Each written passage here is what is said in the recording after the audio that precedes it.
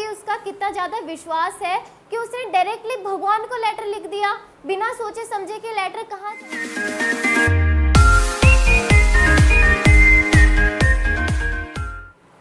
Dear students, I am Deepika from Elite Study Point. Today I am going to teach you chapter first, A Letter to God of first flight of 10th class. A Letter to God के जो writer है वो है J.L. फ्लूटेंस। ये एक Mexican writer है और writer के साथ साथ एक जर्नलिस्ट भी है। इन्हीं की एक स्टोरी है A Letter to God। कोई भी स्टोरी जब हम पढ़ते हैं तो हमें पता होना चाहिए कि उस स्टोरी का मेन कैरेक्टर कौन है। तो इस स्टोरी का जो मेन कैरेक्टर है वो है हमारा Lencho. Lencho is main character. तो साथ के साथ ये भी कैरेक्टर्स है वो मैं आगे आपको स्टोरी के साथ डिस्क्राइब करूँगी। ये जो मेन कैरेक्टर है वो है हमारे लेंचो। अब ये स्टोरी होती है, ऐसे स्टार्ट है, एक लोअर हिल्स पर, मतलब एक थोड़ी सी ऊंचाई पर एक घर होता है और उस घर के आसपास जो नज़ारा होता है, मतलब वो वहाँ पर खेत होता है, वहाँ पे नदियाँ होती है और खेत किस चीज़ का, भुट्टे का खेत होता है। तो लेंचो जो है वो एक फार्मर है, मतलब एक किसान है जो उस घर में रहता है, जो कि कहाँ है, वो एक लोअर हिल्स पे है, मतलब थोड़ी ऊंचाई पर है। जैसे वो अपने घर से निकलता है तो उसके अपने आसपास के नज़ारे दिखते हैं। जैसे सबको पता है अगर कोई थोड़ी सी हिल्स पर, मतलब थोड़ी ऊंचाई पर होता है तो आसपास के जो लोअर साइड के जो नज़ारे होते हैं हम इजीली देख पाते हैं। ओके, तो लेंचो को भी अपने आसपास की नदियाँ दिखती है, अपने आसपास के जो उसकी खेती है, जो खेती करता है, ठीक है, भुट्टे की खेती है, उसको वो वहाँ पे देख सकता है। उसमें जो उगरे फ्लावर्स को देख सकता है, उसमें छोटे छोटे कॉर्न्स को देख सकता है। ओके, तो अब लेंचो का रूटीन क्या होता है कि वो डेली सुबह उठ करके घर से बाहर निकल के वक्त हमेशा कहाँ देखता है, स्काई में। वो उसका रूटीन वर्क होता है और वो बस यही विश कर रहा होता है कि एक बार बारिश हो जाए और मेरा खेत और भी अच्छे से ठीक हो जाए। तो एक दिन क्या होता है कि काफ़ी अच्छा मौसम होता है और रोज़ की तरह लेंचो बाहर निकलता है। बाहर निकल के वो आसमान की तरफ देखता है तो उस दिन मौसम बहुत अच्छा हो रहा होता है। वो बोलता है कि आज तो बारिश हो ही जाएगी। तो अंदर जो उसकी वाइफ खाना बना रही होती है वो बोलते हैं यस यस गॉड विलिंग। उसके जो बड़े बच्चे होते हैं वो खेत में काम कर रहे होते हैं, जो छोटे बच्चे होते हैं वो घर के आसपास खेल रहे होते हैं। तो इतने में ही उसकी मॉम उनको अंदर बुलाती है कि आ जाओ सारे के सारे खाना खा लो। तो बच्चे और लेंचो अपने वाइफ के पास अंदर चले जाते हैं खाना खाने के लिए। इतने में ही क्या होता है, जैसे ही वो लोग खाना खा रहे होते हैं तो बड़ी ही तेज तेज की हवा चलने लग जाती है और बारिश की आवाज़ आने लग जाती है। तो लेंचो समझ जाता है कि जो मैंने भविष्यवाणी करी थी वो सच हो गई, कि बारिश अब हो गई। तो लेंचो फटाफट से उठता है और वो बाहर चले जाता है देखने के लिए। वो बाहर जाता है और बाहर जा कर के वो रेन एंजॉय करके आता है, मतलब रेन में थोड़ा सा, बारिश में थोड़ा सा भीग करके वो वापस अंदर आ जाता है। अंदर आने के बाद वो कहता है कि ये मेरे लिए सिर्फ बारिश नहीं है, ये मेरे लिए पैसों की बारिश है। मतलब जो बड़ी बूंदें हैं वो तो 10 सेंट्स है, जो छोटी बूंदें हैं वो 5 सेंट्स है। सेंट्स क्या है, हमारी एक यूनिट है, ठीक है। तो वो बारिश को किससे कंपेयर करने लग जाता है, पैसों से। उसके बाद लेंचो काफ़ी खुश हो रहा होता है। इसके साथ साथ क्या होता है, बहुत देर बारिश के बाद धीरे धीरे बारिश किस में चेंज हो जाती है, ओले में। ओले मतलब हेल स्टोन्स में चेंज हो जाती है और एक बहुत बड़ी ही तेज की ओले पड़ने लग जाते हैं। तो उसके जो बच्चे होते हैं वो सारे ओले कलेक्ट करने लग जाते हैं। उनको काफ़ी ज़्यादा मज़ा आ रहा होता है उन सारे पर्ल्स, मतलब एक वाइट पर्ल्स जैसे गोलों को इकट्ठे करने में। वाइट पर्ल्स मतलब एक मोती जैसे मोती दिखता है वैसे ही ओले भी दिखते हैं, तो वो वैसे इकट्ठा करने में उन लोगों को मज़ा आ रहा होता है। पर लेंचो को ये टेंशन होती है कि बस अब ये ओले ज़्यादा देर तक ना पड़े, जितना मेरे खेत को ज़रूरत थी उतना पानी उसको मिल चुका है, अब ज़्यादा देर तक ये ओलेबाजी ना हो। पर ऐसा नहीं होता, वो ओलेबाजी नहीं रुकती, वो हेलस्टोन नहीं रुकते और वो हेलस्टोन होते रहते हैं। तो काफ़ी देर बाद जब हेलस्टोन रुकता है, ठीक है, तो लेंचो बाहर निकलता है। बाहर निकल के अपने खेत के बीच में जा कर के खड़ा होता है। जब वो खड़ा होता है तो वो देखता है कि उसका पूरा कॉर्नफील्ड, मतलब उसकी पूरे भुट्टे की खेती बर्बाद हो चुकी होती है, ठीक है। तो क्या होता है कि उसके पेड़ पे जो पत्ते लग रहे होते हैं वो भी सारे टूट गए होते हैं। जो उसके जो कॉर्न्स होते हैं वो भी पूरे ख़राब हो चुके होते हैं, उसके जो फ्लावर्स उग रहे होते हैं वो भी पूरे नीचे गिर के कुचल गए होते हैं, पूरे के पूरी सारी खेत उसका बर्बाद हो चुका होता है।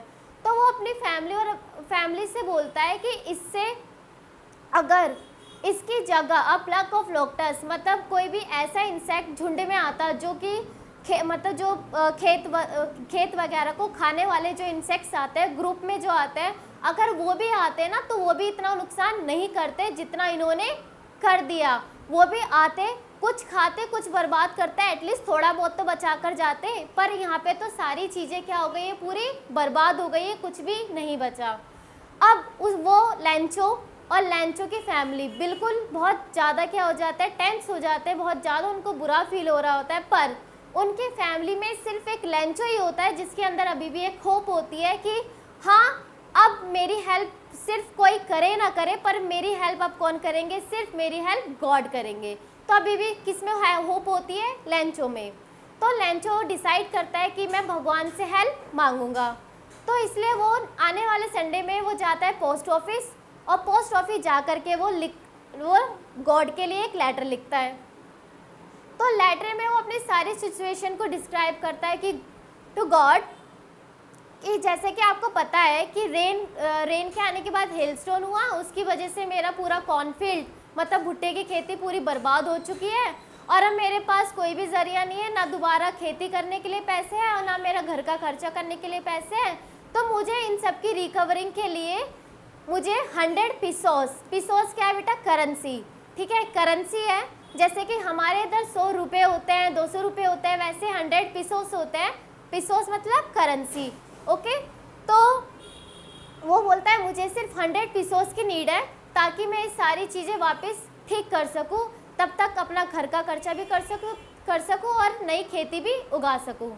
तो वो लिख करके और वो पोस्ट बॉक्स में डाल करके वो लेटर चले जाता है।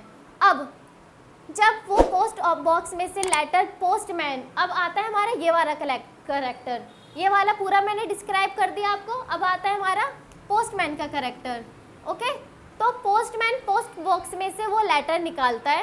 लेटर निकालने के बाद वो देखता है कि इसमें तो कोई मेलिंग एड्रेस है ही नहीं। अब मेलिंग एड्रेस क्या होता है कि जहाँ पर हमें लेटर पहुँचाना है वो एड्रेस तो है ही नहीं, बस क्या लिखा है, टू गॉड।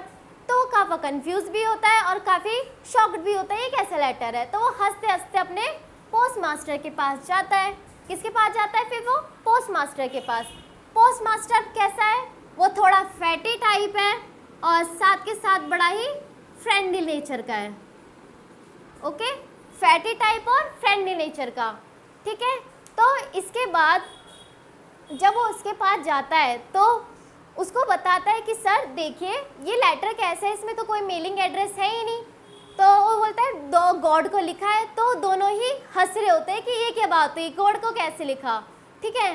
तो पर जो पोस्ट मास्टर होता है वो थोड़ी देर बाद हंसने के बाद वो एकदम से सीरियस हो जाता है कि देखो कि ठीक है उसने गॉड को लिखा, उसने कोई मेल एड्रेस वगैरह नहीं लिखा, पर उसका फेथ देखो कि भगवान के प्रति उसका कितना ज़्यादा विश्वास है कि उसने डायरेक्टली भगवान को लेटर लिख दिया, बिना सोचे समझे कि लेटर कहाँ जाएगा कहाँ नहीं जाएगा। उसने डायरेक्टली इतना विश्वास था कि भगवान उसकी हेल्प करेगा, इसलिए भगवान को उसने लेटर ही लिख दिया। तो अब वो बोलता है, वो डिसाइड करता है पोस्ट मास्टर कि कुछ भी हो इसका फेथ खराब नहीं होना चाहिए, इसका विश्वास खराब नहीं होना चाहिए भगवान के प्रति, तो हम इसकी हेल्प करेंगे। तो पोस्ट मास्टर डिसाइड करता है कि अब जो भी है लैंचो की सिचुएशन जो इतनी ज़्यादा बिगड़ी हुई है हम उसकी हेल्प करेंगे। तो वो अपनी सैलरी का कुछ पार्ट और साथ के साथ अपने एम्प्लॉयज़ से कुछ कंट्रीब्यूट कलेक्ट करता है, मतलब कुछ पैसे कलेक्ट करता है और कुछ पैसे इकट्ठा करता है। और 100 पिसोस में से उनके पास कितने पिसोस इकट्ठे हो पाते हैं, सिर्फ 70 पिसोस, ठीक है। 100 पिसोस अभी भी नहीं हो पाते, क्यों, क्योंकि 70 पिसोस के आगे वो कलेक्ट नहीं कर पा, उनकी भी कंडीशन नहीं होती है आगे कलेक्ट करने की। तो मैक्सिमम उनके पास 100 पिसोस कलेक्ट हो पाते हैं। अब 100 पिसोस वो क्या करते हैं, एनवलप में डाल लेते हैं।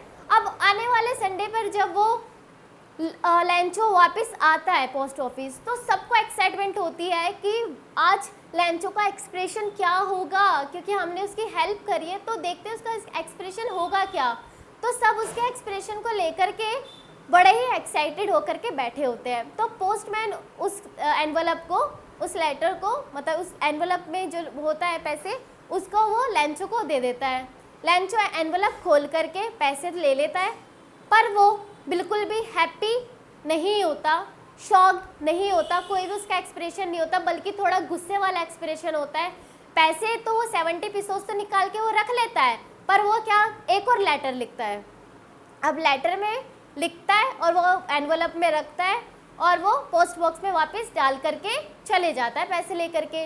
अब पोस्टमैन और पोस्ट मास्टर फटाफट से वो पोस्ट बॉक्स में से लेटर निकालते हैं और लेटर खोलते हैं, और लेटर में जब वो पढ़ते हैं तो उसमें क्या होता है, उसमें लेंचो लिखता है कि जैसा कि भगवान, मैंने आपसे बोला था कि मेरे को सारी सिचुएशन ठीक करने के लिए 100 पीसोस की ज़रूरत है, पर यहाँ पे मुझे सिर्फ 70 पीसोस रिसीव हुए हैं, और आप तो भगवान हो, आपसे तो कभी गलती हो ही नहीं सकती, ठीक है, आपने तो 100 पीसोस ही भेजे होंगे, पर मुझे सिर्फ कितने रिसीव हुए, 70 पीसोस।